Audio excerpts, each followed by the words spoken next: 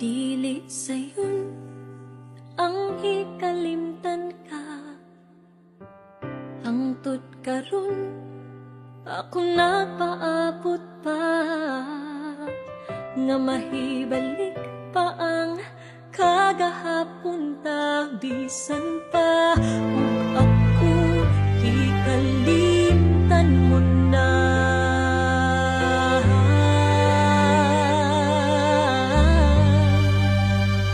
Bisan pa ug may lain ka na, karon ikaw lang gihapon ang higugmaon. Bisan pa ug kasakit lang ang maangkon, basta malipay ka ang tanan